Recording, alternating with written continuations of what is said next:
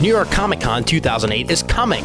Head on over to the Jacob Javits Center April 18th to 20th and experience the largest pop culture event to take place on the East Coast. An enormous show floor plays host to top entertainment industry leaders showcasing the latest and greatest in comics, graphic novels, anime, manga, video games, toys, movies, television, and more. One of the most original and inventive writers in the comics medium, Grant Morrison, will be a guest of honor at this year's New York Comic Con, where he will greet and meet his many loyal fans. Grant is writer of such books as We 3, Doom Patrol, Animal Man, Batman, New X-Men, and also Superman, and is working on DC's big event for 2008, Final Crisis.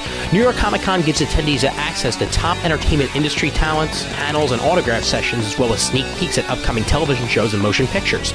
Additional featured guests have been announced, including Charlie Adlard, Terry Brooks, Duncan Fegredo, Erwin Hazen, Tony Moore, Steve Niles, Sean Phillips, Eric Powell, Rick Remender, Leonard Starr, Dave Shelton, and Chris Weston.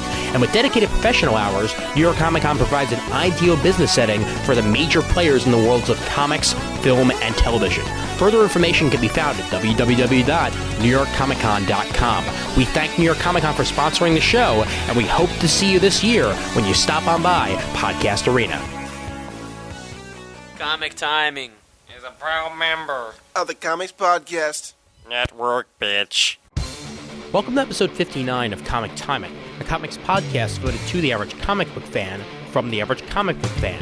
Join in as a rotating panel of guests and myself, Ian Levinstein, discuss whatever comes to mind, time after time, here on Comic Timing. This week, Brent and I are joined by Erica Hesse, artist and creator of The Key, as we discuss what it is like being a woman in comics. We also ask her questions about her career and general likes and dislikes, and we even had some silliness in there too. And this one is a little less edited than some of the other ones, as I'm on my way to Anime Boston this week, so please pardon our dust. Here now, Comic Timing.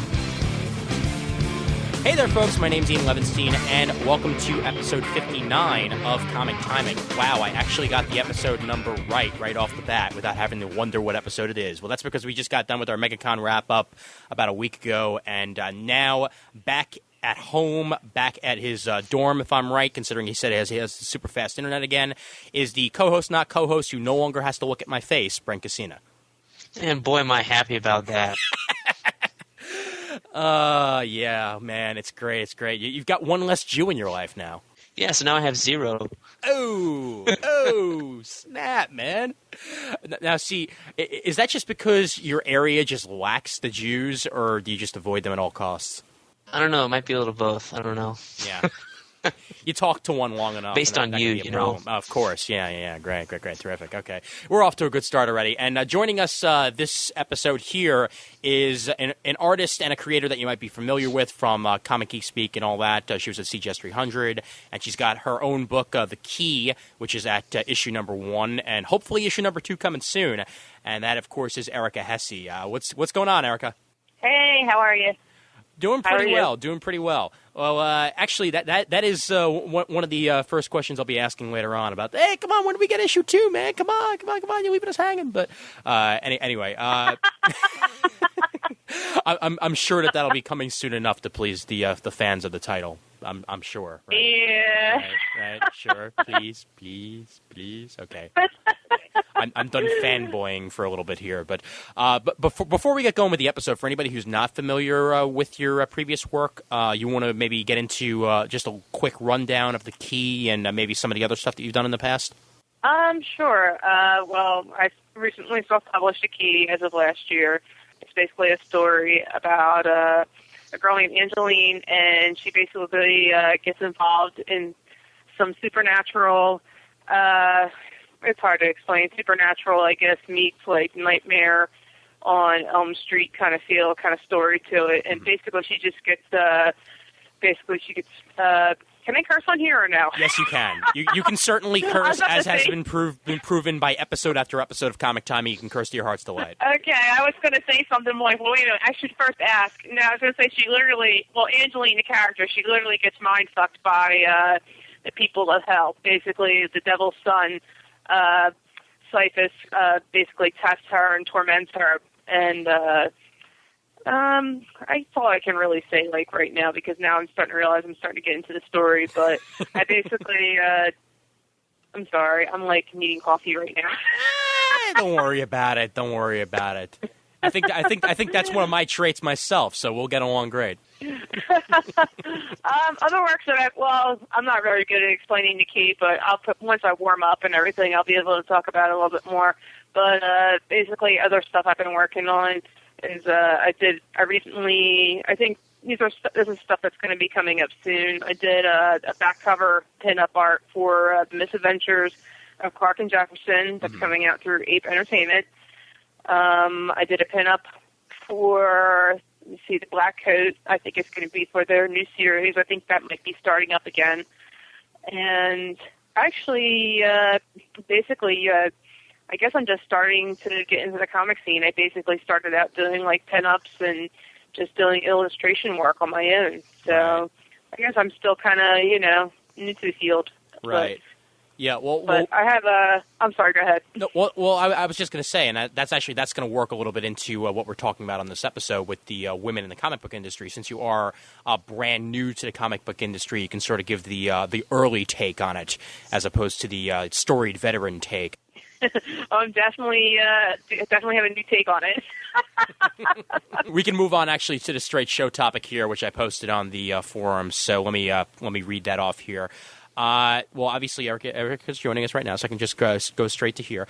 Is it a struggle to be a woman in a predominantly male industry? What are some of your favorite women creators? And if you could give any bit of advice to a woman looking to make it in the business, what would it be? And also with this episode, we got a bunch of fan questions, both from the Comic Geek Speak forums and from the Comic Timing forums that I'll be asking throughout the show. Some that actually pertain to the topic, others that are general Erica Hesse comments, and others by the snarky bastards that actually live on the comic forums that just want to play with us. But you know what? I'm going to read those anyway because that's the way we roll. But actually, let me start off first. Again, we're keeping general and we're working our way up a little bit. Erica, okay. How did you first get into the comic book scene? I mean, did you start off with superhero comics when you were growing up? Actually, I started probably like a lot of girls growing up. I was introduced to Archie comics from my parents when I was growing up. Right. So I basically read, Archie, like Jughead and Betty and Veronica, and I read a lot of I think they were Harvey comics. I read a lot of Richie Rich. Mm-hmm. Hot Stuff, Wendy the Witch, stuff like that, like a lot of cartoony, I guess, stuff that was geared toward kids. Mm-hmm. And I think because I had an older brother, I have only one older brother, that he used to read a lot of the more mainstream titles. I think that's how I started getting more into the superhero comics, because they would be lying around the house all the time. So from there, I eventually got into like X-Men and Supergirl and Superman and just more of the more the superhero mainstream type of titles. Right. And about how long did it take you until you were like, you know what, I think this is what I want to do someday? I think I always knew. I mean, I don't know. I think I've been drawing since I was a kid. And I think even when I was a little kid, I was copying, like, for line, like Betty and Veronica and Archie comics. I was always, like, trying to, I think that's how, like, everybody starts, how they first start out drawing. That's how they learn. They start copying things. Mm-hmm. And I guess I just enjoyed it so much that I just thought that one day I'm like, oh, wow, it'd be really cool if I could be like a cartoonist or a comic book illustrator. I guess it's just one of those aspirations that just turned into, just grew, that just kept going with me as I became an adult. So it was just pretty cool, because it seems like most people, I guess, kind of like outgrow it, but I never did. I just, something I always wanted to do. That's a joy of being a comic book fan. You never quite grow up. No, I don't think so. I don't think I'll ever grow up. That's for sure. That's good. Well, if you grow up, then you're never going to have the chance to don boxing gloves again and kick Jim Bob's ass.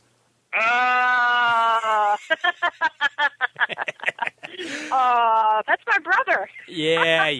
That's my Asian brother, actually. Asian brother from another mother. At a different time. At a different year. Right. Had to bring that up. For anybody who needs any context, go back and listen to the CGS 300 episode of Comic Timing, and you'll understand. But actually, the main question that I'll ask you to get into the topic at hand of women in the comic book industry, about how long did it take you until you found, I guess, your first woman creator that you really related to? when you're reading comics? I mean, at first, obviously, when you were reading it first, I'm sure you're just like, oh, hey, look, it's a comic book. This is good. I'm into it. Was there a first woman creator that really caught your eye when you were growing up? To be honest, I really don't think so. I think it was probably a male artist. I mean, I really can't think of anybody right off the bat of being like a female artist or creator that really caught my eye when I was a young kid.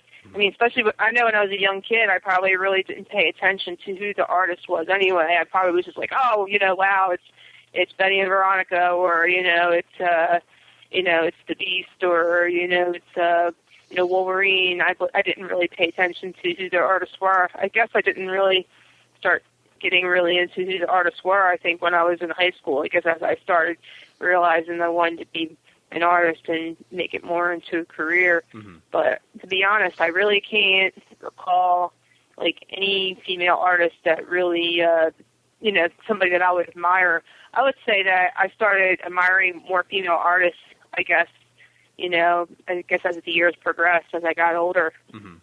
It is kind of interesting, though, like if you look at the scope of the comic book industry in general, that there really aren't that many women that you could, say straight off the bat, oh, hey, I remember her, or hey, I remember her. Obviously, now the scope has changed, and that's definitely a good thing. But for years there, it was definitely a male-dominated genre.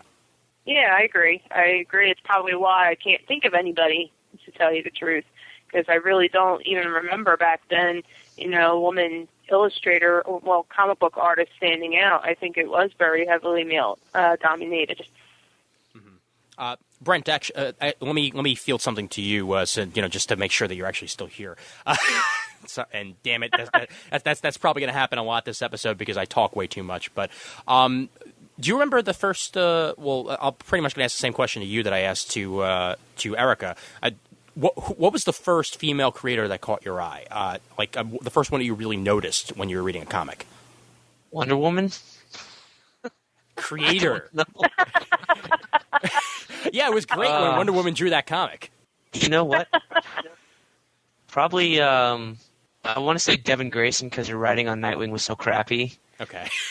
And after that, Gail Simone, but only because I just started reading her Wonder Woman. That's about it. Okay. Because I haven't read that much from her. I read like the Secret Six miniseries. That was pretty good, but it didn't make me like want to. It wasn't so good that it made me want to go out and read Birds of Prey and whatever else she was writing at the time. Mm-hmm. Okay. So, or not Secret Six. I read Villains United. I didn't read the Secret Six. Yeah. But she wrote that as well. But I heard that was okay. Pretty good. I don't know. Yeah, it was pretty good. All her things are pretty good. I mean, she's got her goods and her bads. But Devin Grayson also was an interesting thing. I think she broke in on what was it, like a Titans annual or something like that? Because I don't know, but I thought she had like a really long run on the Titans book before then. Like she launched the book that was just Titans before we had the Jeff Johns Teen Titans. Right. With Mark Buckingham. Did she launch that? I believe so. Yeah, I'm almost certain with Arsenal and Tempest and so on and so forth. Yeah. Yeah, because I remember seeing her name in the credits on that a lot.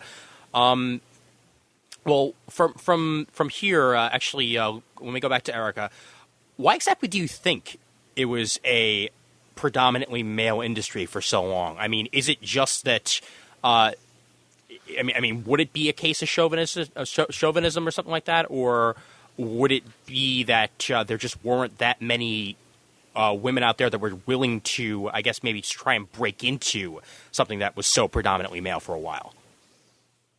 I think it just depends on each individual's own experience. I mean, I know growing up that when I started getting into comics, and I'd say, for example, I don't know, it could be somebody could have a similar reaction to what happened. I mean, a similar experience to what happened to me, but I don't know. I'm only speaking from my own experience. I know, I think personally, maybe some women, not so much now, that women are probably deterred from getting into the comics industry just because, I guess, of the content that's being drawn. I mean, I never really had a problem with it, drawing. I drew men and I drew women. I mean, obviously I draw women, but it seems like every time that you drew a woman, you would get like the typical, stereotypical, I guess, comments from other people, especially males.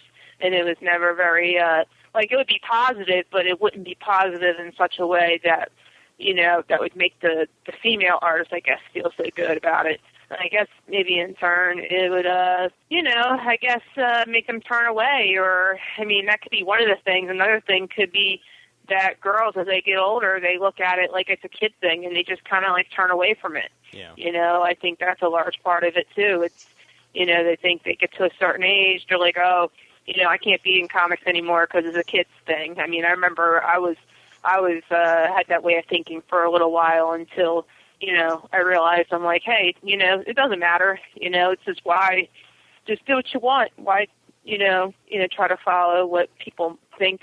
I don't know, I guess it's a little hard to explain. Why try and, you know, do what you think is best. That's actually that's a nice capper right there. The way that you ended it right there. Do what you want to do, not what other people want you to do. And I think that a lot of people get skewed by, I guess, like what their maybe their family or what their friends think they should be doing, as opposed to something that they know they're going to be happy with. And I mean, it might be a little trying, it might be a little difficult to break yourself into a established industry.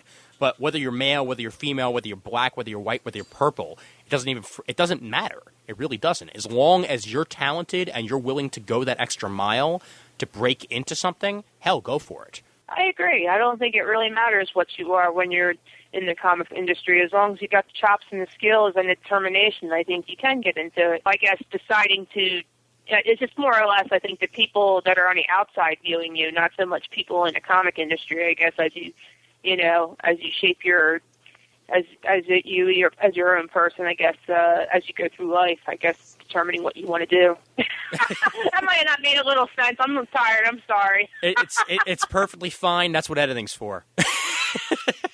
Yeah, well, you know what? You're probably going to have to edit the hell of everything I say because I am horrible at interviews, so I have you know.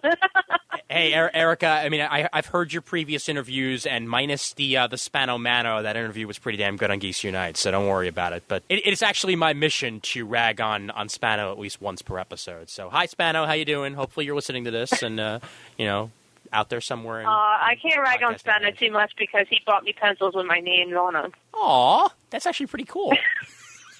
Because I never had pencils with my name on them when I was a kid.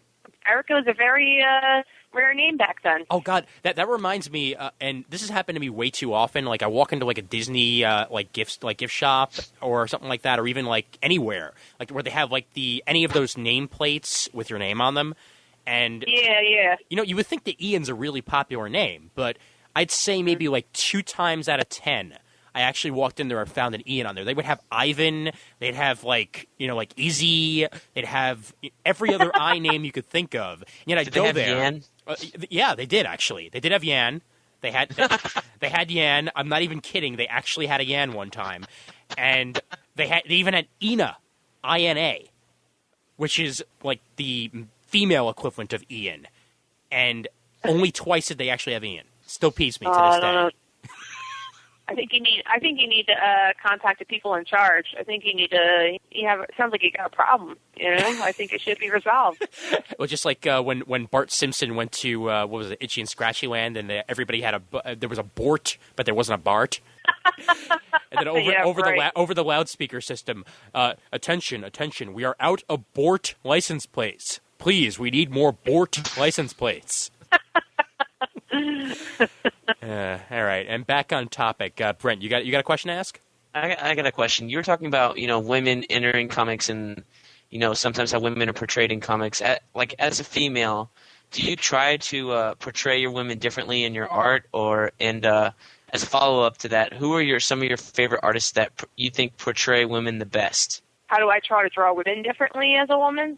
Like, do you take a more realistic stance? Do you mind the extra proportions that some comic artists seem to have? Like, what is your take on all that? I guess it all depends on how it's interpreted. I mean, I'm really into Pin-Up and Cheesecake, so I guess a lot of the factors that go into the typical, they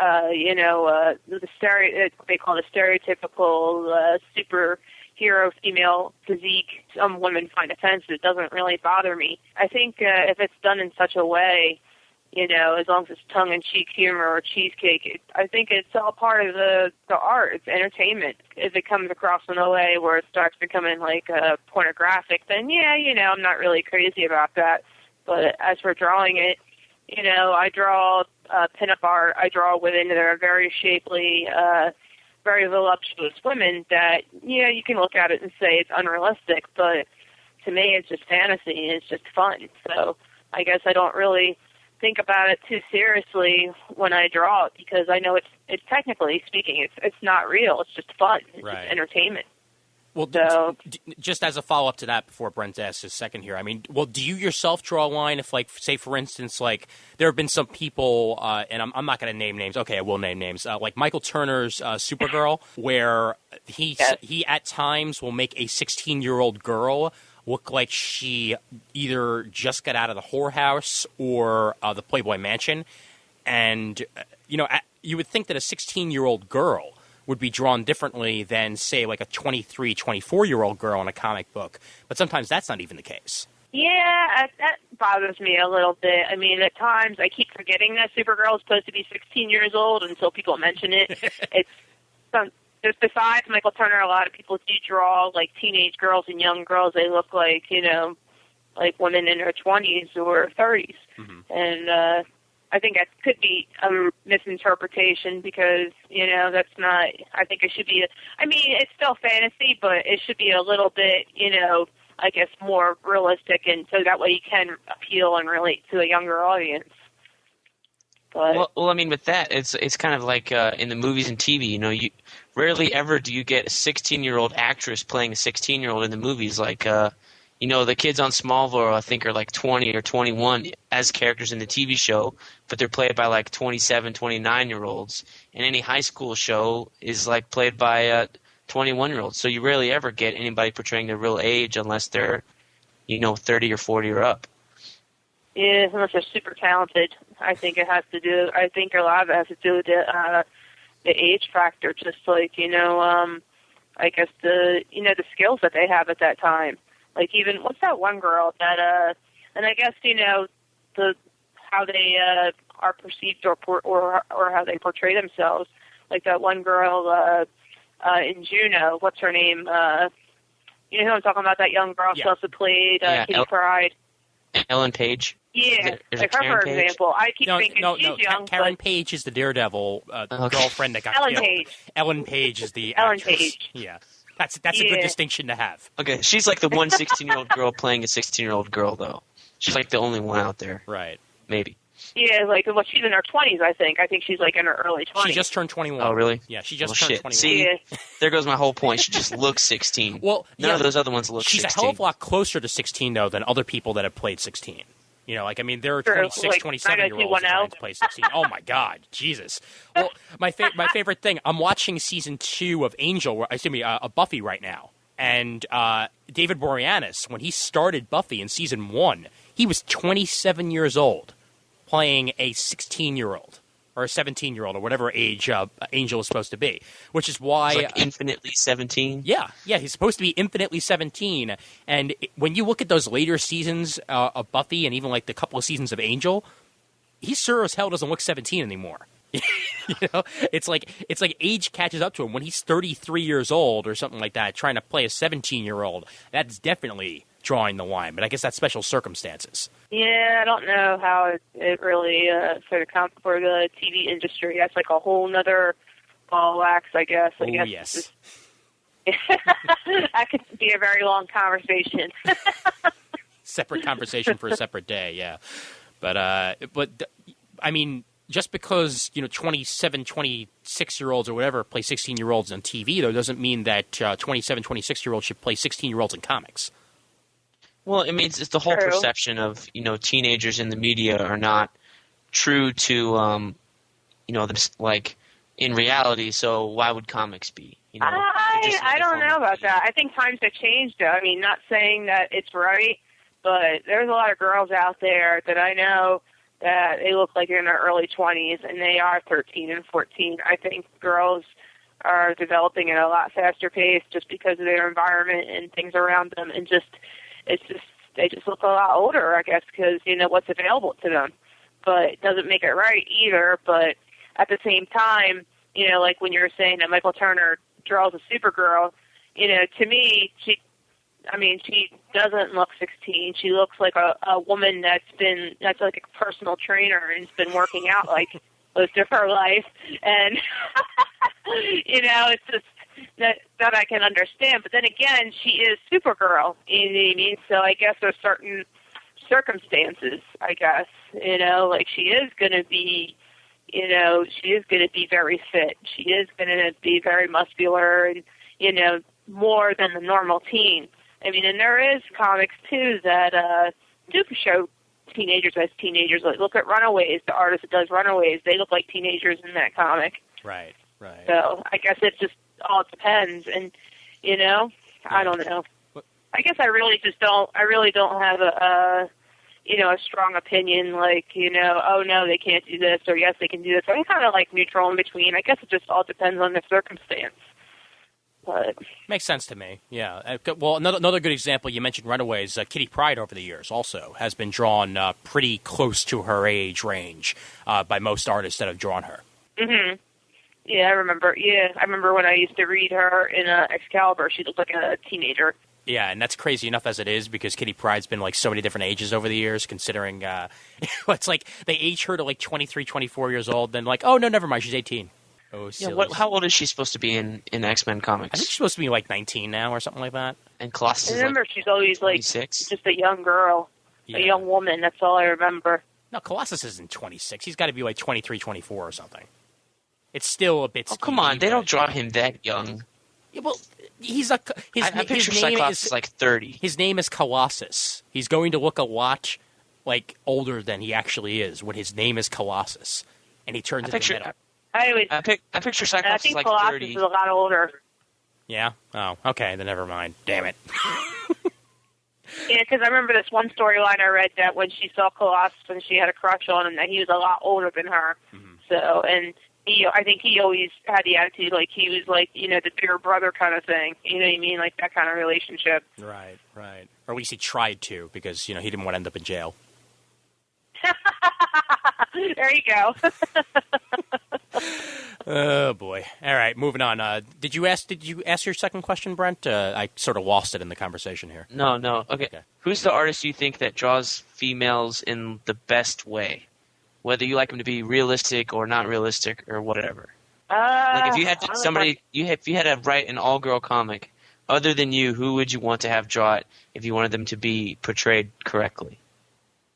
I would have to go with Joseph Linsner on that one. Joseph Linsner, Terry Dotson. I just prefer people that draw, I guess, girls that are just very curvaceous and voluptuous, just girls that have a body on them. You know, I don't really care for artists that, I mean, it's fine, everybody has their own style, but I'm not really one to favor an artist that draws girls that, you know, that has two big watermelons on a lollipop stick. You know what I mean? So. Yeah, well, I don't know. Especially when they draw a Power Girl with the really, really skinny waist with those ginormous breasts. It's like, wow. I don't like that. How does she stay upright? Yeah, that's a little ridiculous. Like, I don't know. Like, some people, like how Adam Hughes draws Power Girl is cool. But the way some other artists that draw Power Girl isn't cool. Yeah. Like, it all depends. Like, if it's all balanced out, then I have no problem with it. But when it becomes, like, I don't know, like, grotesque, you know, to each their own. Right. So. I've always kind of liked the way that Michael Gaydos draws women, especially after the job he did on Alias, where he made Jessica look like a real person as opposed to, say, like the traditional, oh, look at me, I'm a superhero. That means that I need to have, you know, like the strong waist and like the perfect smile and all that. While meanwhile, you know, she basically just looked like a person you could just walk down the street and see, even when she was in costume. And now he's going to be doing Manhunter, which should be kind of interesting.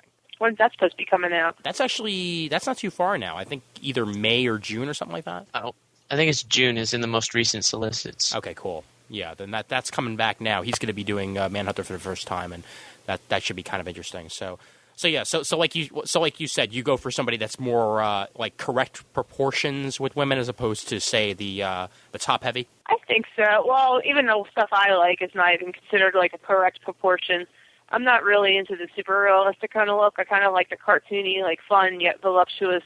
You know, it still could be taken as, I guess, more simple graphic, like type of drawings, if that makes any sense. But something, it's hard to explain. I guess I'm more into like the just a woman that looks like a woman. That's the best way I can describe it. I mean, a woman that is a woman. I like it when artists draw women, and they know how women move and how they, I guess, like in how they move in their body and how they look in their face. It all depends, you know.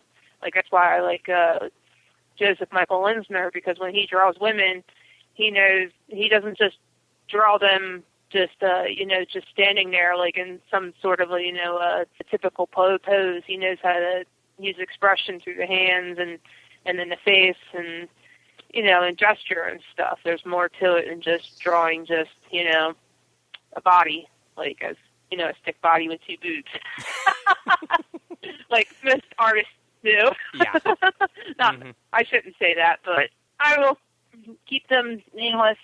There are plenty, though. There are plenty. I mean, you might shy away from saying most, but there certainly are a bunch of artists that I've been turned off of because the first time that I see them draw a woman, I'm like, whoa, how many women have you actually seen in person?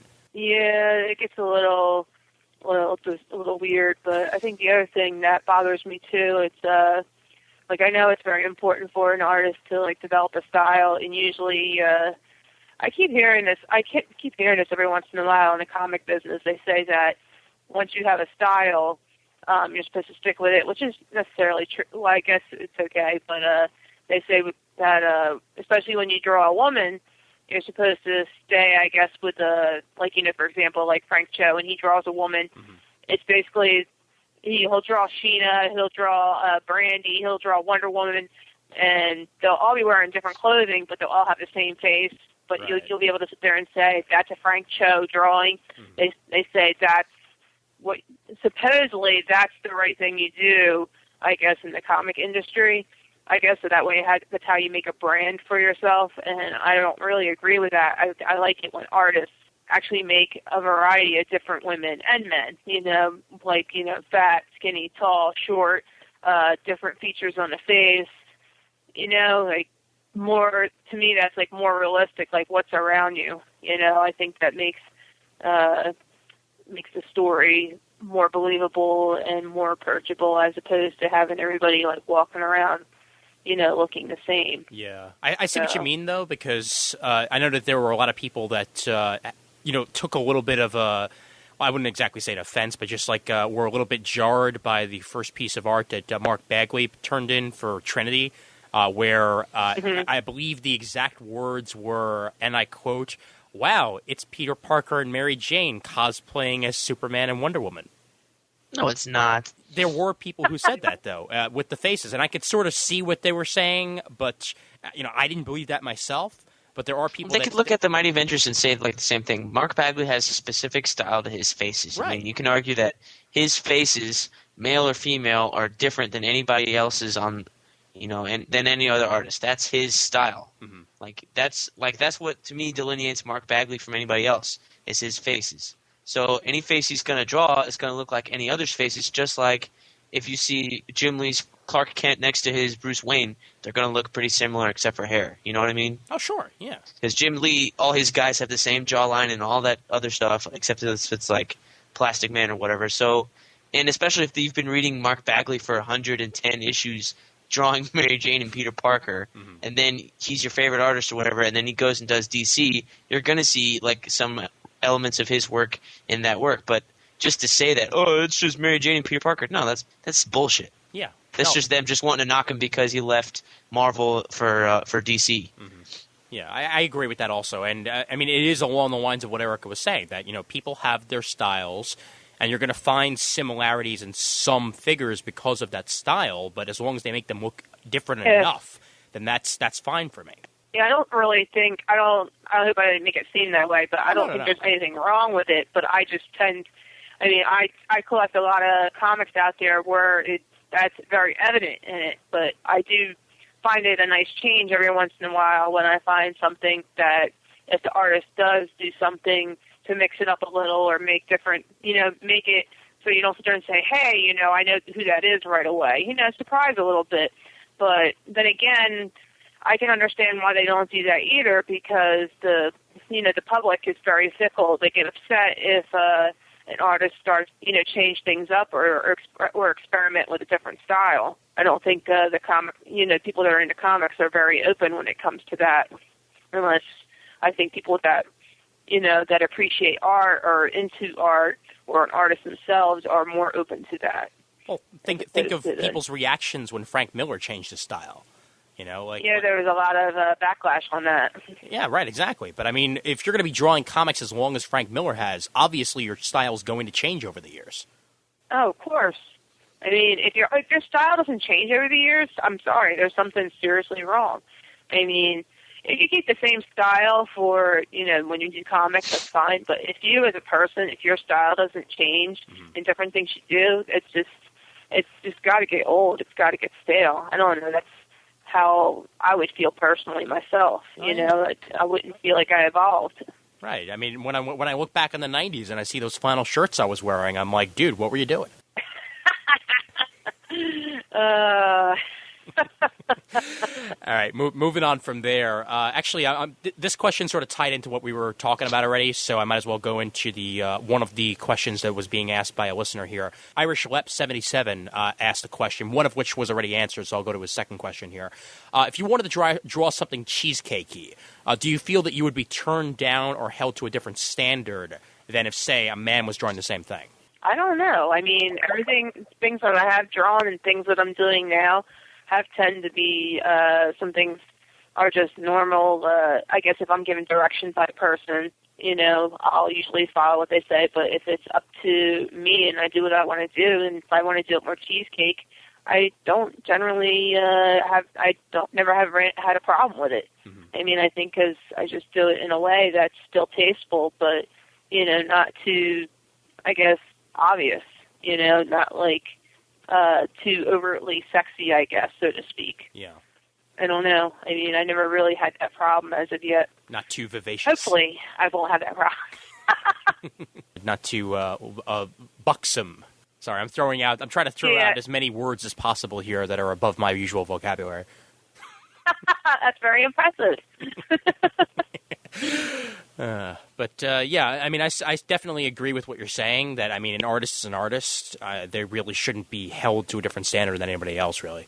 No, they should just be able to do what they want to do. I mean, if the person is commissioning that person or getting that person to do something for them, they should already know what their style is, so they shouldn't have any problems with it. If somebody's going to commission, say, me, for example, to do something, they should, like, at least 50% expect that I'm going to probably, do something slightly cheesecakey or pin-up-y or, it all depends on what the content is. It all depends on what the theme is. I can't sit there and say that's how every piece is going to be, you know what I mean? Mm-hmm. So, yeah, I guess it all depends on what the project is. Right. Now, a lot of people have said over the years, and actually I believe these comments were also made by Gail Simone at one point. I don't know if she still believes this way, but I do remember her saying that Marvel Comics, in certain aspects, is like a sausage fest. You walk in there, and if you're a woman, right away you stand out from the crowd, and not in a good way. Where I believe, again, her opinions might have changed over the years, but I remember her saying that she wasn't exactly happy with the way that she was treated when she was working for Marvel, especially on when she was doing the Deadpool stuff and so on and so forth. With the way that the scene is going now, do you feel that over time this will change, that the Sausage Fest will lessen a little bit? Because, I mean, obviously, I'm sure that you would love to be able to work for one of the bigger companies at some point. And I'm certainly sure that you would not want to be stopped from doing so just because you are not part of the sausage. I hope I'm not part of the sausage. I hope so, too. But, away from my wording there, I mean, do you feel that the industry is getting away from that? I think so. I mean, I haven't really experienced it too much firsthand, But I'd like to think that, they're not treating, women any differently or badly just because they're a woman in comics. I think that has changed. I mean, when you go to a comics convention, you see Amanda Connor there, you see Gail Simone. I mean, you do see female people prominent in the industry. So I can't really say that's evident as of now. I think they actually welcome it because, if anything, it'll help. I hate to say it, it'll help. It might generate some interest from other female fans or even male fans. Some guys, some people look for that. Mm-hmm. Some people, look for female artists or female writers, specifically. So I don't think I'd like to think that it wouldn't. It would be different. So. Right, and I mean, over the years, obviously, the way that the workplace has changed a lot. Also, I mean, a lot of the things that places could get away with years ago, they can't get away with now, and I would assume that the same is the case for the comic industry. That it's a slow change, but it's a change that is happening. Mm-hmm. So, I mean, hopefully things will continue. I'm going to read off some silly questions here just to get them out of the way, mostly because Raph, I believe, might have actually been high when he was posting this. But all right, number one question from Wraithmaker. I'm just going to list off all three of his questions here. Number one, how's my sketch coming along? Number two, when are we hanging out? 2A, when are you stopping by Midtown next? 3, are colors pretty to you like they are to me? What was 3 again? 3, are colors pretty to you like they are to me? Whoa, I think he has been smoking something. Whoa, dude, that's so awesome. Colors pretty to you as they are to me. Oh, wow. I think this is the question is, what color, though, does he think is pretty? Let's just go with pink. I think that's a good answer. Yeah. I think so. I think we'll go with hot pink. There you go. That'll or work. Magenta. Ooh. Like 80s pink. Not bad. I think that'll work well. I think Raph likes that. Yeah. How's this sketch coming along?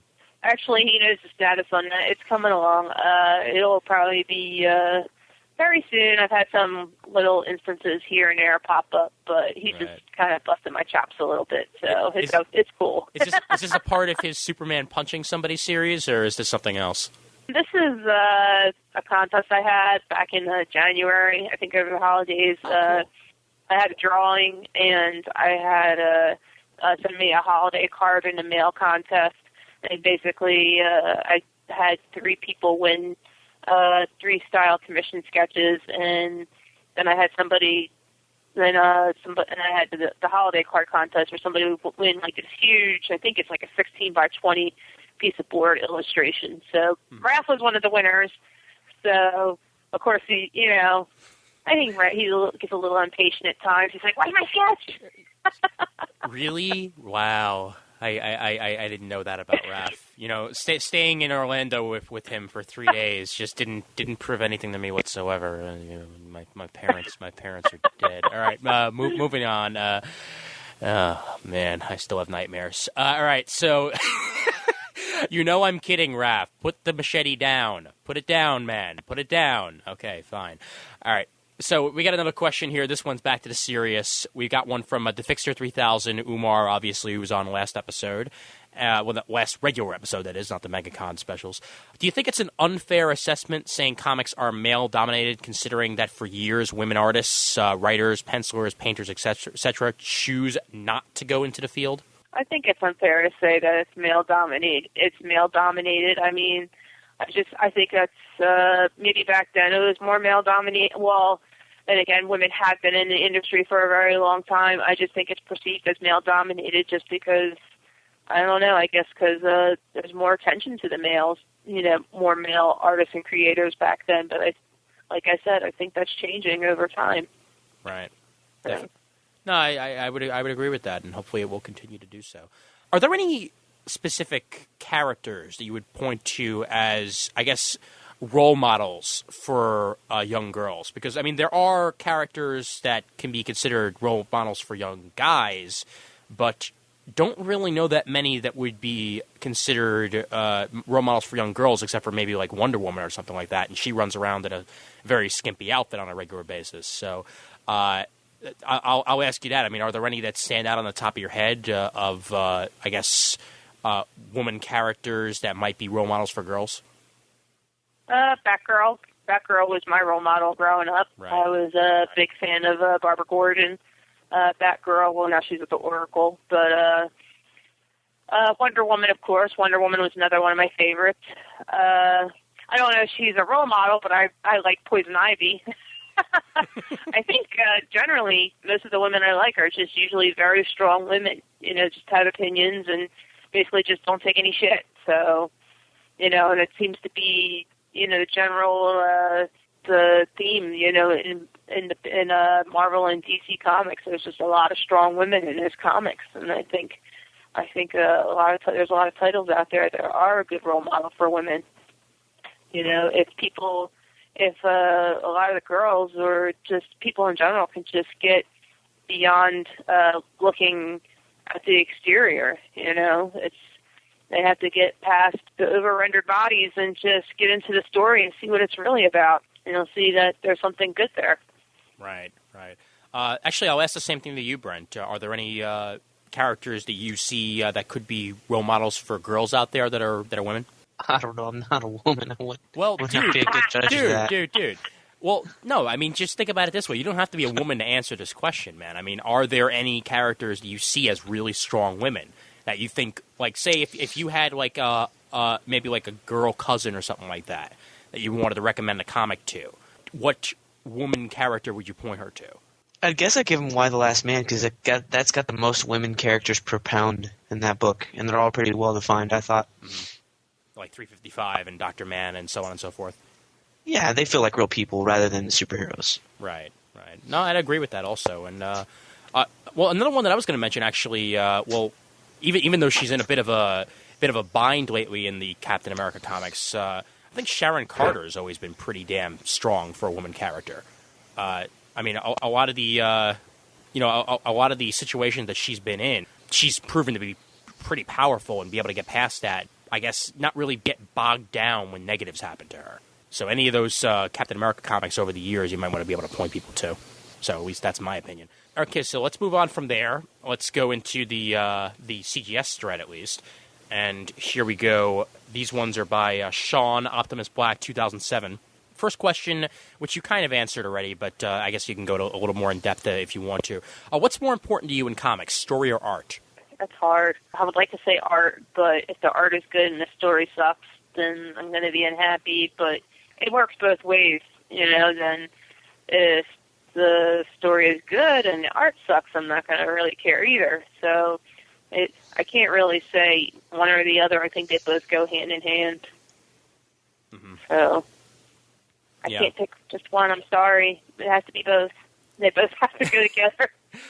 Well, yeah, I mean, there is a full package that needs to be done. Like, I mean, there have been times where, and I guess the perfect example for me here is All-Star Batman and Robin, and it's the first time I brought it up in a while, and I'm actually bringing it up for serious here, not for my parents are dead or I'm goddamn Batman or any of that crap, but I stopped picking up All-Star Batman and Robin because even though the art was brilliant, the story just wasn't for me.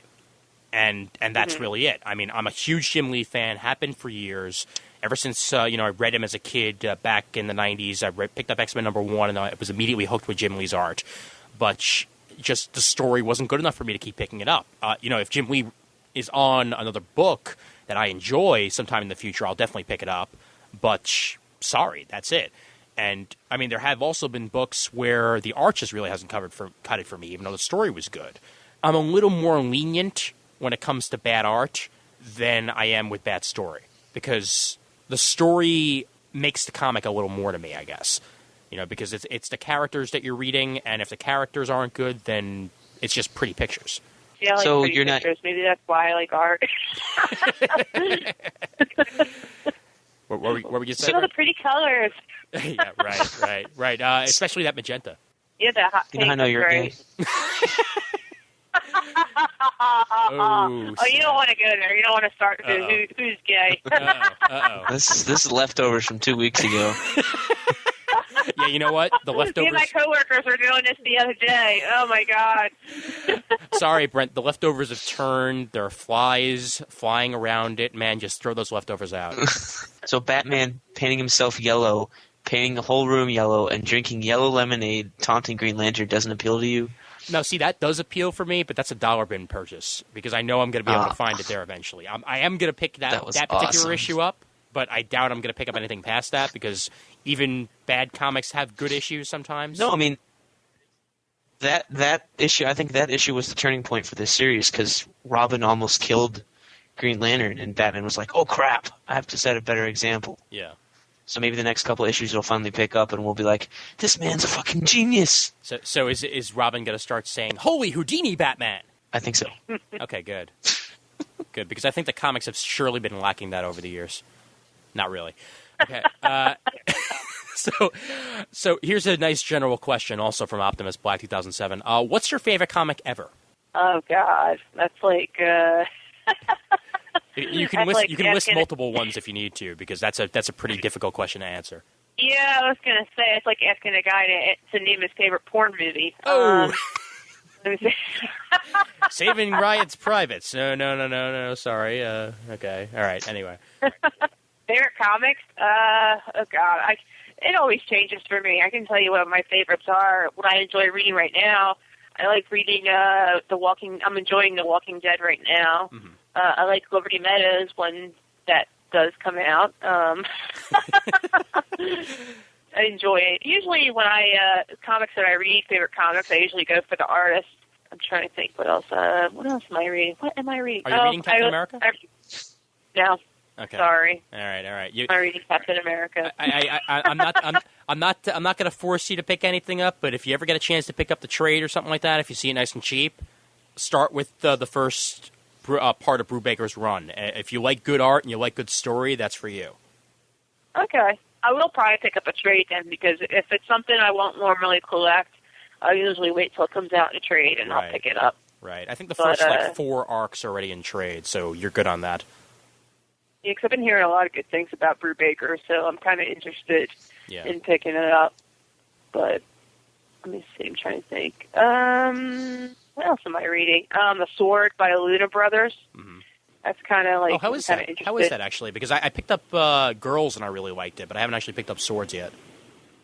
Yeah, it's I like how it's gone so far. The next issue just came out today, and I kind of just flipped through it and didn't get a chance to read it. So I'm kind of wondering what direction it's going to head. But yeah, I'm a fan of the Girls series too, and there was another short series that they did that I really, really enjoyed. I just forgot the name of it. Was that Ultra Girl? Or... Yeah, that was pretty good. I like that. Yeah. I thought that was interesting how they portrayed a female superhero. Yeah. Favorite comics? Well, I've been reading Witchblade since it first came out. That's like, I have a love-hate affair with that comic. And so does everybody else. But right now I love it because they got this amazing new artist on it that does like painterly work, so it's pretty cool. And the story is actually pretty neat too. What else? Oh, did I mention Takii? I really love Takii. Really? It's done by some hack artist named Erica Hesse. I really, never heard of her. I think I'll give her a chance. Yeah. Sorry, I don't pick up books from people I haven't heard of, so I'm not going to be picking that up. I apologize. Yeah, me neither. I don't like independent artists, you know. Yeah. And you can find her over at that's for later on. Well, actually, since you just mentioned the trades thing, I'll go to his third question. Do you prefer trades or monthlies? I prefer monthlies, but if it's something that I'm not going to go out and buy, I will get it in trade. Right. But it's hard. See, I love trades because if it's a series I really, really love and I like it, I will go out and I'll buy the trade or the hardcover in it. But I do buy the monthlies first, so I have to say monthlies. Okay, cool. And his last question was nice and personal for you, and no, not in the bad way. What items will you be bringing to the Pittsburgh Comic Con? Well, let's see. What am I bringing? Oh, that's a good question. Actually, I'm working on some of that stuff. I'm trying to work on some of that stuff right now. I'd like to bring a new, like, little mini, like, pinup book, just like of girls that I've been working on lately, like, that I did commissions for other people and personal stuff. I'd like to have the Key #2 there, but I don't know if that's going to be possible due to some personal conflicts right now. Mm-hmm. But that's a whole another story. But I'll probably have some original art. I'll have like a small pinup book. I'll have some original art. That's all I can think of for right now. I mean, I know I have like I guess it all depends on how much I get done. So we'll see, and I'll definitely have the key with me as well. So. Well, and hopefully there will continue to be a Pittsburgh Comic Con after this year. After that, and you know. Yeah, I heard. Well, shame. Well, my first question that immediately came out was, how long until they make the Lifetime movie? The Lifetime movie? Yeah, a Lifetime television movie special presentation. I really hope they don't. That's just, it's going to look like a B movie. I mean, come on. Did you see, like, the title they're putting? They had it on the forums. It's the comic book killer. I'm like, come on. That's just so friggin' retarded. See, I went with unconventional, which I think works a lot better than that.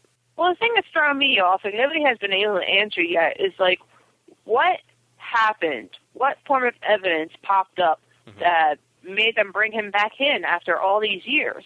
I'm not sure if we'll ever really know. I mean, that's sometimes stuff that they keep under wraps, so they don't want people to really find out. But who knows? I mean, sometimes that kind of stuff does break. I don't know. Well, I just feel really bad because they're just really nice people. But hey, well, things happen. Be glad that it's co-owned and co-founded because that means that it probably will continue past this year. Yeah, I think it'll probably continue because I think they have to. I guess they probably had to buy so many years in advance. So right, he's got to pay for his lawyer fees. Just like OJ. But the Pittsburgh show is a really great show. It is one that I look forward to. So hopefully, they'll keep having it, and so I can keep going there and keep buying lots of stuff that I'm not supposed to buy, and I'm supposed to stay at my table. That's what conventions are for. That's what conventions are for. I mean, come on. I came home with so much stuff that I didn't go there wanting to get at MegaCon, and I'm sure the exact same thing's going to happen this upcoming weekend at Anime Boston. I'm just going to find something. I'm going to be like, ooh. Well, I wasn't looking for that, but I'm sure it's okay, because you're not behind a table. I'm behind a table. I'm not supposed to be spending money. And at New York Comic Con, when I'm behind a table, when I'm behind a table at Podcast Arena, I know it's still not the same because it's a different situation. But when I'm supposed to be behind a table, greeting and meeting fans, I guarantee you I'll be off, buying shit at the time also. So, like the two people that come up. Oh, sitting there waiting for them all weekend. Brent. Thanks a lot, man. Great guy with a lot of confidence in me. I'm really. Well, I mean, it's Raph and Brandon, right? That's the only two. Comic timing. Exactly 2 listeners. All right. Well, actually. Wait, that's Geeks Unite. Oh. We gotta get Raph in there. I gotta burn Raph every episode. All right. One of my favorite posters on our forums is Equinox, and he has some questions here, so let me go to his. Do you find that you are treated differently than male comic book pros by convention organizers? And do you hang out more with female or male comic book pros at conventions? Am I treated differently? By convention, the people that hold the conventions? I don't think so. I think they treat me just as equal, but I do think I'm treated a little bit differently by people that attend the shows, but that's a whole, I guess, different question than the one that's been initially asked. Right. But no, as the people that hold the shows and the people around me, no, I don't think they treat me any differently. I think they treat me fairly. I haven't had any problems with them. None of them I'm aware of anyway. Knock on wood. But. And what was the other question? I'm sorry. The other question was, do you hang out more with female or male comic book pros at conventions? I would say males. I would definitely say males. There are some females I do hang out with, but I would have to say males, considering that, like I say, there's more males at a comic convention than, female creators. Right. So I guess that would make sense. Now, actually going a little bit into the question that was, the answer that was not exactly part of the question.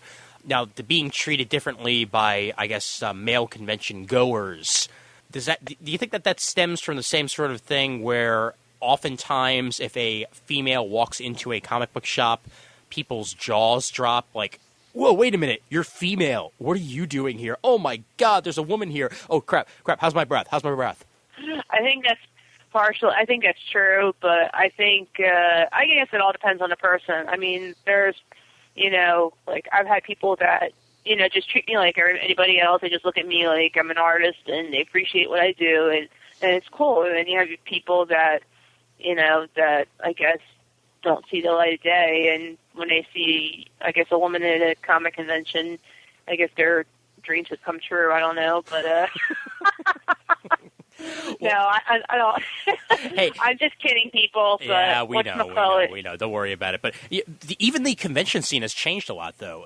I mean, there are. I think it's different now because as opposed to like when I first started going, just as an attendee from 5 years ago to now, I think there's a lot more women at conventions. So I don't think there's like this huge distraction or attention to women like there used to be. Right. Call me crazy, but I think, and you could agree or disagree with this. I actually think that anime conventions have helped comic conventions in that aspect, because a lot more women go to anime conventions, mostly because there are plenty of women that are into anime and manga, and I think one sort of does lead to the other in some aspects. So some women will go to a comic convention to find either anime stuff or even comic books that they might be interested in a lot more than they ever used to before. I think part of it could be, I think anime could be partly responsible for it. I think it could, but I think a large part of it is also responsible for it too, is that comics have become more mainstream. They become very multimedia. I mean, look at all the movies that have been generating interest and that have been coming out.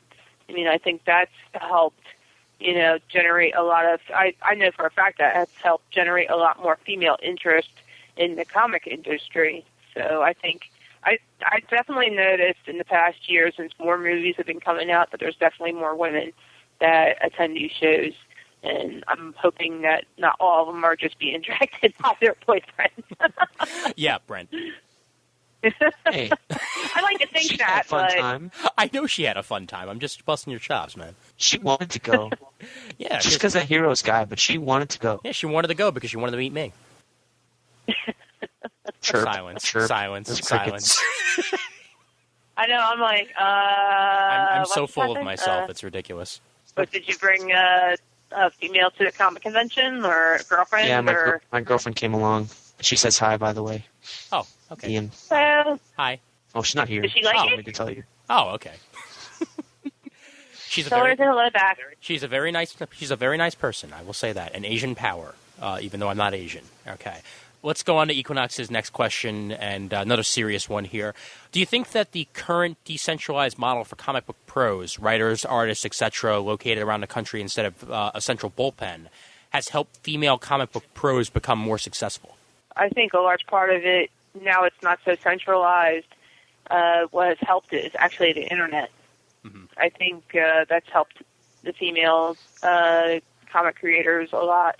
Actually, it's helped a lot of people a lot, but I guess you mean by instead of having like central locations that people where they used to do comics, now it's all over the United States. Right. It's helped women then. Yeah, that's kind of what he's going for. I guess. I mean, I think it's more easily accessible now that it's not like, I guess, you have to go to California to be a comic book artist. And plus, like I said, I think, the Internet especially has helped that out a lot.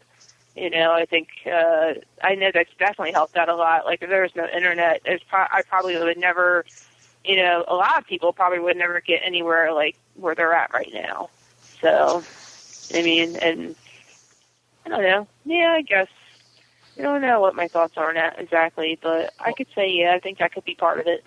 Well, if not for the Internet, you wouldn't be talking to us right now.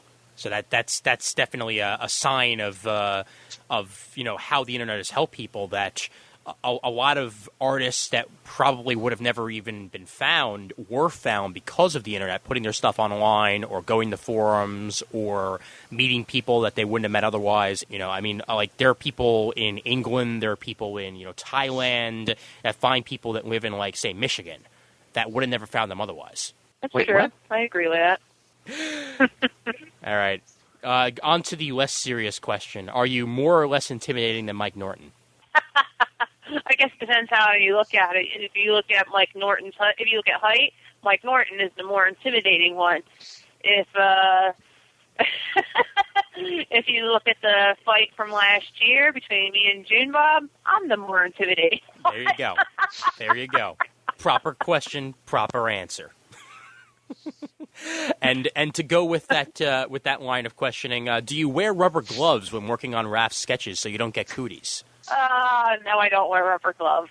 I wash my hands before I start drawing, but I don't wear rubber gloves. Okay. That works for me. All right. All right. Blue Meanie says, "Where's that pic of me looking down your top?" Deleted. And he Deleted. said, he said, "I risked." He knows the answer to that question. I risked the kicking from Erica and the wife to get that. Yeah, deleted. Sorry, Blue. Gone. Vamoose. Vanished. You just have to take another one, right? Oh, Oh, no. All right, real question. And I'm not sure if this is going to be funny either, though. If you're offered a gig drawing a Bad Girl book that was along the lines of old Chaos Comic stuff, which was more pornographic than cheesecake, would you have an issue with the direction required? If it was something more pornographic, I probably wouldn't even do it. All right, so I guess you can't ask for anything that kind of sketch for me. If it started getting if it's pornographic, I kind of steer away from things that are of that nature. If it's like a tasteful nudity, I don't mind, but I better not say nudity, any kind of nudity, because if Blue's concerned, he'll probably get excited. So, Oh, God. so it's all a no for him. For him, no, I won't do anything. No nudity whatsoever. In fact, she draws more clothes on the women. I draw more clothes. In fact, I started drawing men in women's clothing. So. Yeah. You should email him a sketch of Harley Quinn, but wearing like a parka and snow pants and like a robe and all that. How about if I draw Harley Quinn with a strap on? Coming out of the snow pants. There you go. And on the end of the strap on, it'll have a that hammer that she uses. It'll be on the end of the strap on. I like the way this is going. Have you ever gotten any he's going to really? send me a bad chicken drawing. Oh yes, definitely. Have you ever gotten any really weird sketch requests over the years? Yeah, I have. What is the weirdest sketch request you've ever had? If you're willing to share it. Somebody asked. What's that? I said, if you're willing to share it, that is. Somebody asked me if I would draw Snow White tied up. Ooh. Well, that's not disturbing at all. Well, he said, I know I've told this story before, but basically the shortened version of it, I was going to say version of it. Yeah, version of the story. Well, the shortened version of it is, okay. It was my first comic convention, and this guy, this sort of God, he could barely, I guess he was like 80 years old. I have no idea. He was just an older guy, like he looked like my grandfather. And he comes up to me, and I have really bad hearing in my one ear. It was really loud, a lot of background noise, and he's like, look through my stuff, and he sits there and he asked me a question. He asked me if I drew pondage, and I was like, "What?" And I said, "Pondage." I said, "What did you say?" And I couldn't hear him, and I ended up saying it like really loud. I said, "Did you say pondage?" And he ended up getting really embarrassed, and he said Snow White, and I'm like, "What?" And then he just ended up like taking off. And the guy next to me, and he goes to me, he goes, "Oh, he was asking for Snow White in bondage," and I'm like, "Oh," that's creepy. Like maybe it's a good thing I didn't understand him. And then we find out that it's the creator of Wonder Woman who really liked bondage. I think that's probably the most weirdest. No, actually, another weird request I got. Somebody emailed me and asked me, like 10 different questions, like what I would and wouldn't draw in a commission. And I started thinking, I'm like, is this person going to, like, get off on the questions I'm, like, answering him? Because he was, like, saying, like, oh, would you put furniture in the drawing? And I don't know, it was really bizarre. Then he started saying, would you put in the very end, in the very last bottom, it seemed like he was warming up to the final question. Like he started out like real little, like, oh, would you put high heels on the woman? Oh, would you put like a chair with like rope in it? And then at the bottom it would be like, oh, do you do sexual acts in your drawings? I'm like, no. I'm like, yeah, I can't see where this is going. I have no clue at all. When you said rope and chair, I had no idea. Oh, God. Yeah, and then, of course, his next question would have been like, can you draw a word balloon that says, aren't you a naughty one? I don't think I ever heard from that person. I was like, I do tasteful nudity. That's it. Right. Well, I'm glad to hear it. All right, we got another one here from Carol J62. I'll go with, are you skeptical of the support you get to your face on the boards and on interviews? Do you think people praise you to your face and then criticize you or run you down behind your back? All the time. I go home crying every night. I cry on my pillow. In fact, I'm crying on my pillow right now. Damn it. Well, don't listen to Comic Timing episode 70, I'll tell you that. Oh. No, I don't think so. I mean, people are going to talk regardless, but, I really, I can't really worry about that. People are always going to say something about somebody, but I'd like to think that, if people say they like my work or are interested in what I do are being genuine, and if they're not, then, that's on them. I can't really, I'm just going to keep on doing what I got to do. I can't really worry about everybody, what they think. Right. Because if I did, then I would turn into Raph. I'm just kidding. And that's how you know that you're going to get praise from me, all right? Because you pull out stuff like that, and I'm just like, yeah, she's one of us. I love you, Raph. Yeah. We got our room for CGSSSSSSSS. And we're That's the Nazi boot camp. Yeah, yes. We're finding out whether or not we're going to be there on Thursday or Friday at this point. But if we are going to be there on Thursday, then we're sure as hell going for Shady Maple breakfast on Friday. Sweet. Yes. Nice. Yes, and you should definitely join us for that because that is the best smorgasbord ever. Okay, sounds good. I'm up for it. Damn straight. Smorgasbord it is. And I love the word smorgasbord, but. It's kind of the same way. Well, going with what he said there, it's like I kind of agree with what you said, though, because if you worried about what people were saying about you all the time, I mean, even as like a podcaster, I'm like, you know what? If I have fans, that's great because that's great and all. If there are people that talk about me behind their back, go ahead and do so. Hell, if there are people that want to talk about me behind my back, talk to the front of me also because I'm willing to hear criticism and stuff. It's not really going to affect me that much, but... it's the nature of the beast. There's going to be people that like your stuff. Yeah. There's going to be people that don't like your stuff. Well, I mean, this is the way I look at it. Life is adult high school. You're always going to have people that are nice to your face or talk about you behind your back or, it's just the way it is. It's just, everywhere you go, it's like, I like to call it adult high school. So you just can't, you just got to treat it that way. You just kind of just let it roll off your shoulders. I mean, yeah, once in a while, it does bother you, this or that. Things can be, bothersome. But, if it's done in a constructive criticism, I don't mind that. But if a person's being blatantly rude and you find out about it, you just got to wonder, like, maybe the person's just being that way to make themselves feel better about them, make themselves feel better. Mm-hmm. So just can't really fall into that. Plus, if I did, I'm never getting any work done. I'll be too busy sending hate email. I'll be too busy being like Silent Bob and Jay and Bob Strikes Back. I'll be going to everybody's house and kicking their ass. And remember, she is a badass, so she can hurt you. Yeah, I'll come over and I'll beat you with a pair of inflatable gloves. What were we going to say there, Brent? I was going to say, there's one thing I would not let roll off my shoulder.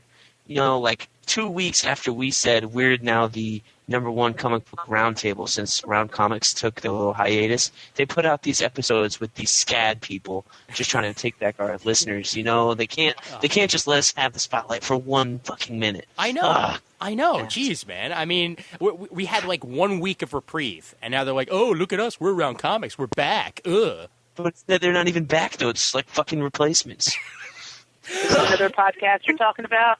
We're jokingly joshing at the fact that around Comics, Sal and Chris have been on hiatus for a while, so we said for 1 week, well, since they were the #1 roundtable discussion podcast, I guess now we're the #1 roundtable discussion podcast by default. Uh-huh. And of course, then they went out and they put out some fill-in episodes with the SCAD people, and it was like, damn it, we had a week. We had a week of being default, man. That's more than what most people get. Yes, exactly. And that's why I take that week and I say thank you very much. And Sal and Chris, you guys continue to do whatever you want to do. It's going to be good, so enjoy it. Or SCAD people, or anybody. Yeah, they're there, Brent. You'll get over it someday. All right, you want to read? Are you guys going to Pittsburgh? I have to ask you a question. Are you guys going to Pittsburgh? Not this year, I'm afraid, because I've spent way too much money on everything this year, and oh, boo-hoo. Well, no. See. The thing is here, it's because I do anime conventions and comic conventions. Because if I didn't do the anime conventions, and trust me, I love doing the anime conventions, so that's like part of it. I would definitely be going to as many comic conventions as I could possibly go to, but I'm going to Anime Boston, I'm going to Anime Next, I'm going to Otakon. I'm going to try and make it out to San Diego Comic-Con this year. I'm hopefully going to be at Baltimore Comic-Con, and I'm definitely going to be at CGS SSS, and I've already been to MegaCon, and I'm going to New York Comic-Con. That's 8 conventions right there. So wow, it's more than me this year. I'm only doing 2. Whoa. That's it. Nice. And well, down from I think usually I do 5 or 6. Well, right. Ones that I set up at, not including the ones I go to. I had to cut back seriously this year, but I think I'll be in New York, so maybe make that 3. Okay. Or 4. Well, I don't know. It adds up as it goes on.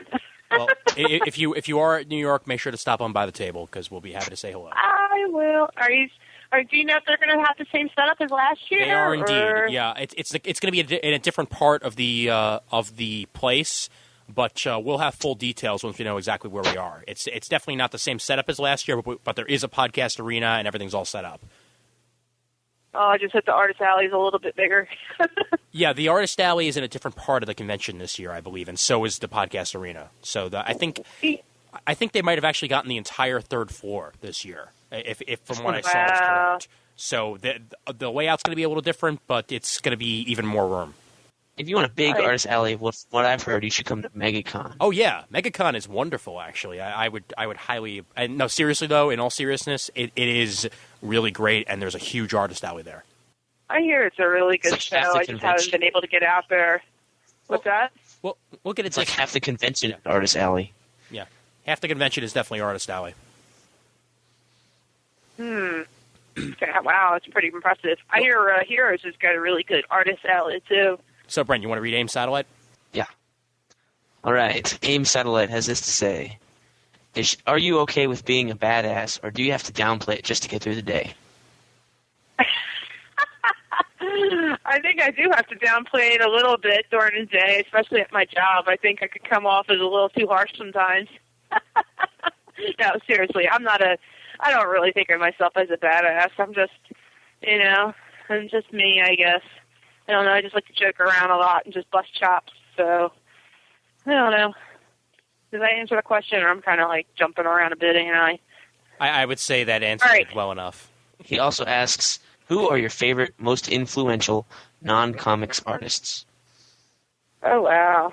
There you go. Non-comic artists. That's going to be an interesting one. I would have to say a lot of non-comic artists. Well, besides non-comic artists, I like a lot of pinup artists. So I would have to say Olivia, George Petty, Alphonse Mucha. I'm trying to think. A lot of them are pinup artists. Who else? Coop. No, he did a comic cover once. I guess I can't include him in it. Alphonse Mucha, Olivia, George Petty, Gil Elvgren, Boweeda Man, That's all I can think of the second. If I go in my art room, I'm pretty sure I probably have a ton of books I can look at and tell you. All right, well, if anything else comes to you along the way, you can certainly share it. Oh, man. These guys caught me at a time where the animals are taking over. Oh, no. And taking me over. All right, I'm escaping. Let's see. There you go. I have to look. All right, let's see. Who else? Oh, Brahm. How can I forget about Brahm? You guys familiar with Brahm? Somewhat, but let's tell the listeners about Brahm. He's an amazing fantasy artist. He's probably done a lot of D&D work, but then again, I can't really say he's influential, but because my work is nothing similar or nothing. None of his work is apparent in any of my stuff, but it's definitely very. I guess it is inspirational. So I would, he pretty much kicks ass. But here's another. No, this person, Hyung Tae Kim. He does like a lot of video game art. Mm-hmm. So there's a little, I guess, like a manga art. Well, not really. He's more of a conceptual artist, actually. Who else do I like? Joe Picar. There you go. But no, he's actually did some comic. Didn't he do some comic work? I don't remember.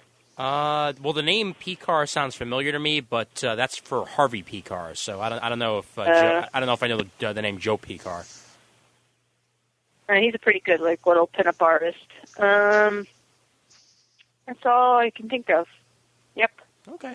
Cool. There you go. That's more. And Vargas. Oh, wait, Vargas, you said? Yeah, Vargas. Cool. I don't think I mentioned him. Usually, it's pretty much pinup artists that I'm influenced by, so I think I answered the question. Yeah, I'd say so, at least, definitely. All right, Atomic 99 is mostly, in fact, they're all silly questions, and I will ask all of them because, well, we're a silly podcast.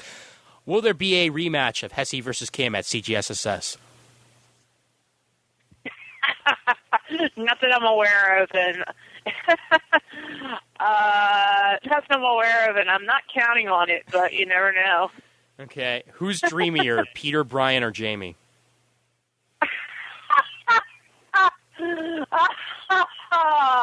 I think they're all dreamy. If I had, romance music to play right now, I would, but surprisingly enough, I don't.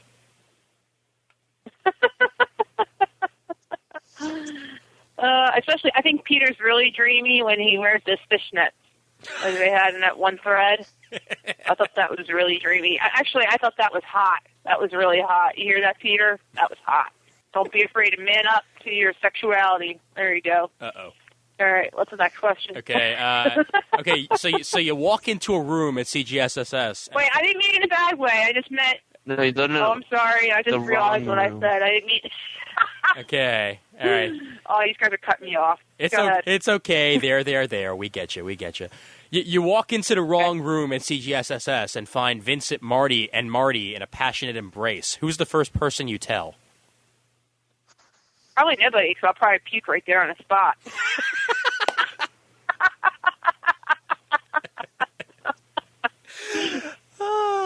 That's pretty much what my reaction would have been, so all right, that works. Okay. Moving on, Brent. All right, Racer Hex wants to know, are you as cute in person? Depends what time of the day. Depends what time of the day it is, I guess. Good enough. When it's 12 or it's midnight, I turn into a pumpkin. You turn into a pumpkin at midnight? Yeah, I turn into a pumpkin. So that means I'm going to turn into a pumpkin in about 8 minutes. There you go. Okay. So my mom said that over spring break, and I was like, what the hell? Well, she obviously likes Snow White. Well, not Snow White, Cinderella. How did I say Snow White? You know what? Because it had, because of what we said before. Because of what we said before, Snow White's just in my head. Damn it. Okay, Cinderella. There we go. You better call your hentai dealer. Fuck you, man. Fuck you. Okay, but yeah. And has anybody actually seen Cinderella 3? No. Now, Here's why I like Cinderella 3, because it took her 3 movies to break the space-time continuum. Okay. The third I movie. have to explain. The third movie it has time travel, and That's gay. Yeah, she breaks the space-time continuum in the third movie. It's awesome. She It's go talk to herself? It's like Quantum Leap meets Cinderella. She talk to herself? No, she doesn't talk to herself. It involves one of the sisters. The sister goes back in time and changes things. That's dumb. Yeah, I know. It's ridiculous, and yet the animation and all that's actually pretty damn pretty, but the story sucks. That's dumb. What does that have to do with Pokemon? What? This guy thinks just because I temp for Pokemon that like my entire life has to revolve around it. Just because I just got Smash Brothers and finished a level with Pikachu last night doesn't mean I'm into Pokemon. All right? Yeah, okay. Smash Brothers is so good. So is Pikachu. If you're gonna Start learn one, collecting cards, I'll be concerned. No. Don't worry about that. I don't collect any Pokemon cards. Never have. Never will. All right. Okay. Oops. We got one more question here. This one's from Chris. It's Chris Moran. So, all right. For Erica, what aspect of your art do you think needs the most improvement? Oh, man. I would say my background work. I would say anything that I do scenery-wise, I could always improve on. I hate drawing buildings, but I know I have to do it, so I could say drawing buildings and stuff like that, background scenery, landscape, all that fun stuff. Right. You know, stuff that people have to walk around in. So all the scenery that goes with the people. Yeah. Yeah, why can't I have like what some of those artists do? They have they have them the ghost background, scenery artist. Like I think that's how Michael Turner actually started it out. He was the background artist for Mark Silvestri. Oh wow. Yeah, before he started I think Witchblade. But yeah, apparently a lot of artists do that, but now they actually give him credit. I think before they never really gave him credit. Except for Pat Lee. Anything Silvestri does has like background artists on it, I think, or like the last 2 things he did. I think they have. Does he? They probably do it now more. So, but back then I don't think they did. Years ago. But see, that's what I need to do. I need to find somebody to do the background art for me, and not list them in the credits, so they know that I drew everything. Well, just call Raph, but then have him in like a plastic bubble, so you can't get his cooties. It won't be any good, but you'll have somebody drawing backgrounds for you. Also, just remember that whenever you see the name Pat Lee, it's actually 5 different people. Really? Yeah. No, 6. About 6 Patrick these days. Anderson. Yeah. There we go. Suzuki. Right. Lewis. Esther and Esselman. Oh wow. Are you guys shitting me? No, I'm actually serious, though, that Pat Lee, for the past couple of years, hasn't drawn most of his stuff. That it's actually... How'd he get away with it? Because he's Pat Lee. Oh, my God. Yeah. I think he just draws the figures and leaves the rest to other people. Right. That's exactly what happens. Like, I remember there's something on, like, Transformers comics from Lang in the Gutters or something, and they got a hold of, like, unfinished pages, and Pat Lee just draw up the Transformer in some random pose, and then they have to draw the background behind it to make it look cool. Man, Or he would do, like, a telling me there's no Easter Bunny. Whoa, wait a minute. Okay, back up here. There's no Easter Bunny? That's the next thing you're going to be telling me. Damn after it. you told me that Pat Lee doesn't draw his own comics. Okay, well, there is an Easter Bunny, so you don't have to worry about that. All right. I'm going home this weekend. Good. All right, and at what point would you consider yourself a success in the comic industry? So, for example, sell X number of issues of the Key, get published by one of the big 2, get work on a specific character, or something else? Being able to do comics full time. That's when I consider myself to be successful. Doing this full time instead of just on the side. Right. Instead of working a full time job and doing this. Well, trying to do this. So, but I guess that's, in my mind, I would consider that to be successful. I mean, I don't know. And I guess that's how I gauge my own success, I guess. Well, that's what a lot of comic creators consider to be like their moment of like their pinnacle. You know, when they can finally say, "Okay, this is the only thing I do." Yeah, I would. I think that would be it. Then after that, I would. I don't know. When I take over the world, I guess that's when. I would consider myself successful. Are you pondering what I'm pondering? What's that? Yeah, I think so, Brain, but striped pants make me look chubby. What? Sorry, when you said take over the world, I immediately thought of Pinky and the Brain. Oh, yeah.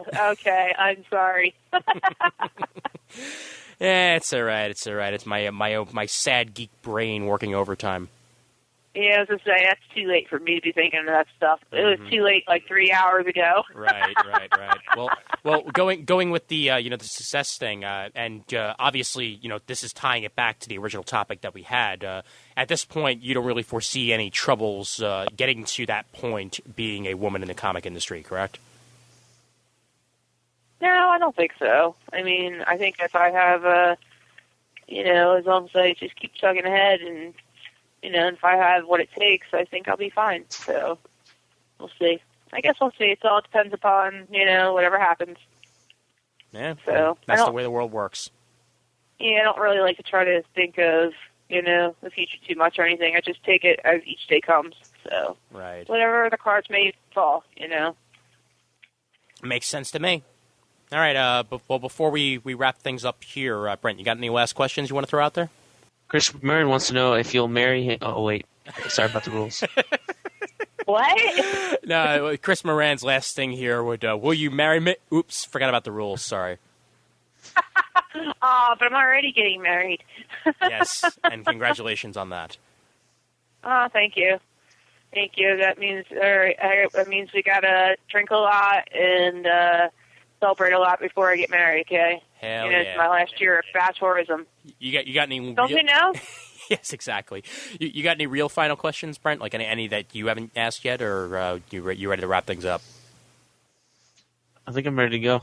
I'm pretty good. Okay, cool. Well, before we do actually wrap up the final things here, you want to give your website for everybody out there and give one final, maybe what's upcoming for you, like conventions appearances one more time. Sure. You can check out my website at www.hesse-art.com. I'll be at Pittsburgh at the end of April, and actually I'll be at Wild Pig Comics at the end of March for 24-hour comic day. You can come there and see me draw. I have to try and do 24 pages in 24 hours. So plus everything's going to be having a huge sale, so come by and check it out. It's all the information's on my website, so if you want to find out more, you can go on there. Excellent. Thanks. Excellent. And you'll be at CGS SSSS, obviously. Oh, yes, I'll be there, too. It's not coming soon enough. Oh, yes, indeed. Well, before we wrap this up entirely, I get to do something that I haven't done on the show in a very long time. What's that? Comic Timing is proudly sponsored by the New York Comic Con. Oh, yes. God, no. Yes, indeed. New York Comic Con 2008 is coming. Head on over to Jacob Javits Center April 18th to 20th and experience the largest pop culture event to take place on the East Coast. An enormous show floor plays host to top entertainment industry leaders showcasing the latest and greatest in comics, graphic novels, anime, manga, video games, toys, movies, television, and more.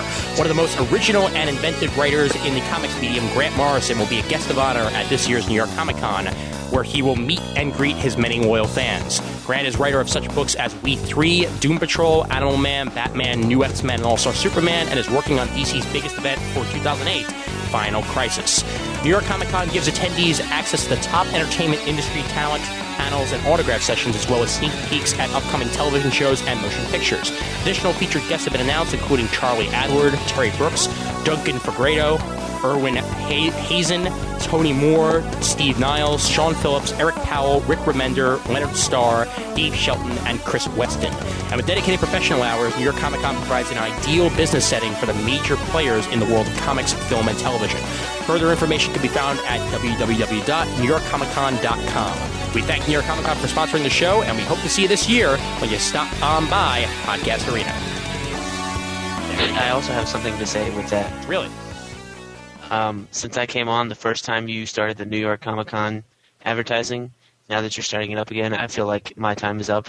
And I would just like to say, everyone, thank you so much for such a long run, and I'll see you on the boards. Okay, if this was seriously your last moment, that would be awesome. But I know it's not true because you just can't get enough. I mean, do you know how long I'd have to shop for a new co-host, not co-host, co-host? How long? At least 3 minutes.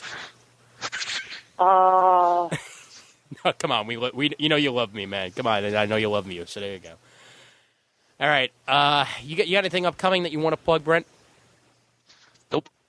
No BK's Bullets or anything like that? No, that's really weird. I don't have anything in the pipeline. Holy crap, dude. That's messed up. All right, well, where can you find your previous stuff? ComicTiming.com. No, that's not it. No. RagingBullets.com. I think if you go to ComicTiming.com, you get a one of those like things where like they've held the website name and nobody's done anything with it for the last 2 years.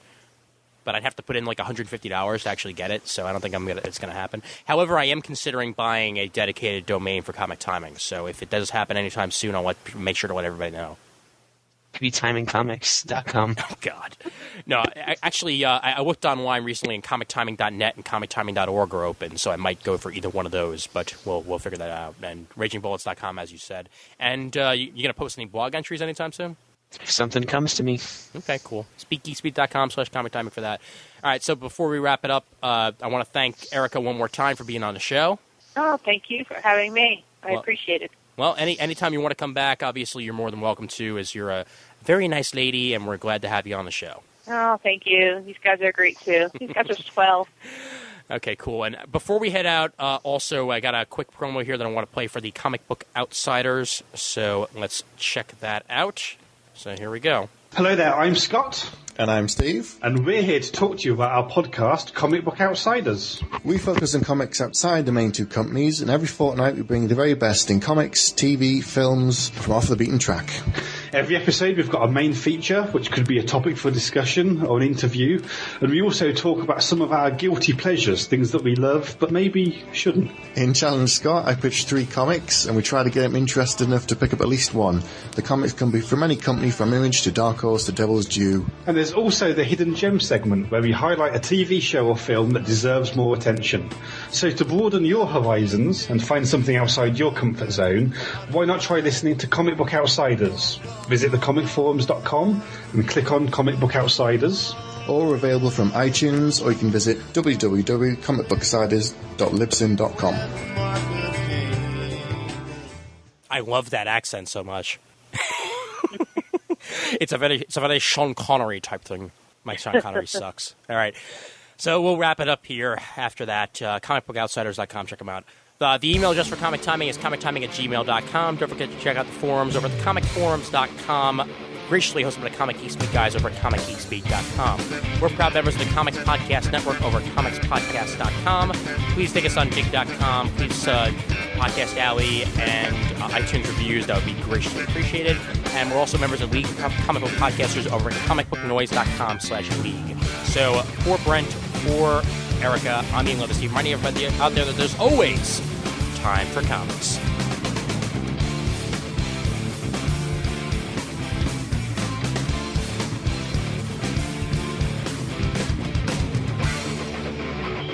You got any more questions for Brent that you've come up with, or anything?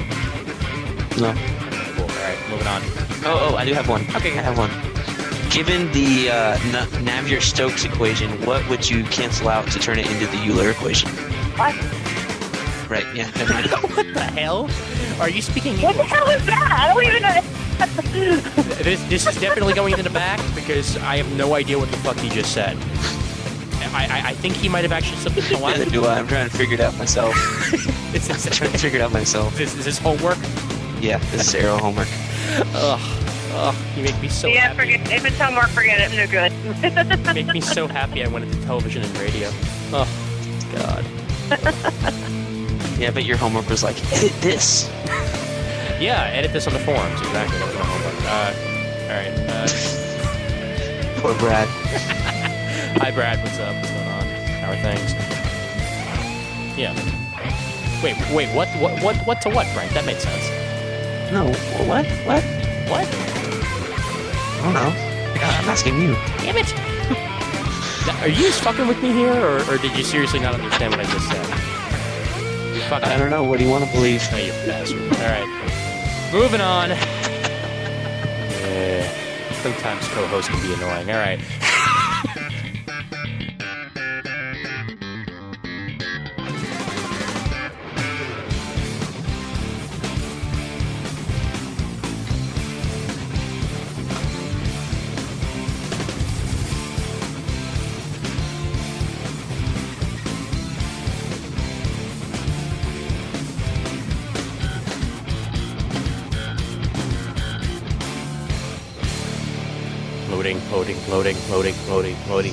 Loading.